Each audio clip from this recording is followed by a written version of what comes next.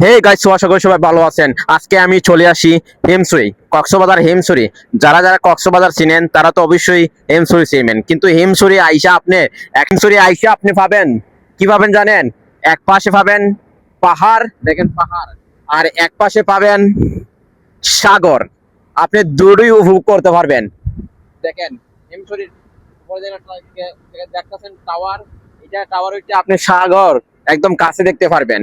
আসলে কি জানেন, হিমছড়িতে মানুষজন কম থাকে কেন জানেন? হিমছড়িতে মানুষ সবাই পাহাড়ের উপরে উঠিয়া সাগর উপভোগ করে, কারণ সাগরের পাশে নামে না। আর আজকে গুড়ি গুড়ি বৃষ্টি, এজন্য মানুষজন একদম কম। দেখেন কি সুন্দর পরিবেশ। আর ওই দেখেছেন খালো, এটা হলো জাউ বাগান।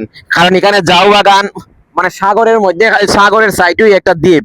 এই দ্বীপের মাঝে আপনি সব সময় ভিডিও করতে পারবেন। আর এখন তো ফানি, মাঝে মাঝে ফানি উঠে, আবার মাঝে মাঝে ফানি উঠে না। কি করবেন, পানি উঠে সবকিছু বাইসা নিয়ে যায়।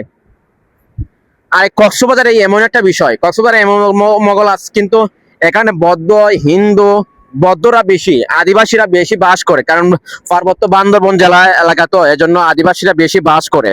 আর এখানে পর্যটকরা বেশিরভাগ আসে।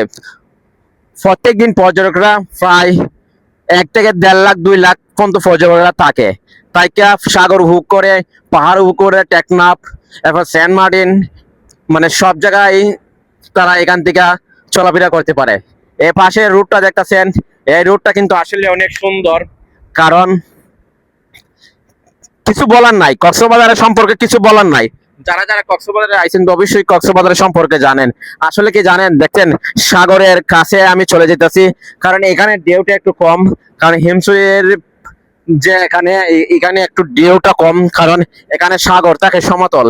আর সুগন্ধা বিচ আর ডলফিন মোড়ে এখান তো সাগরটা একটু নিচু, এজন্য সাগরের ঢেউটা আইসা বেশি পড়ে।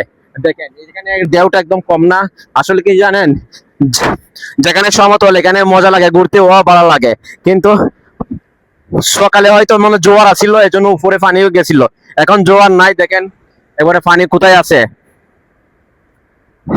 যদি আপনাদের কাছে ভিডিওটা ভালো লাগে অবশ্যই সাবস্ক্রাইব করে যাবেন, কারণ আমার নতুন চ্যানেল। যদি না আপনারা সাবস্ক্রাইব না করেন তাহলে আমি কিভাবে ভিডিও বানাবো আর আপনাদেরকে কিভাবে ভিডিও তুলে ধরবো। দেখেন গাইজ কত সুন্দর এই ভিডিওটা। আর আমি সাগরের পাশে দাঁড়িয়ে আছি, আর আমার হাতে স্ট্যান্ডটা নিয়ে দেখেন সুন্দর ভিডিও। যদি না আপনাদের কাছে যদি ভালো লাগে অবশ্যই ভিডিওটা সবাইকে দেখার সুযোগ করে দিবেন।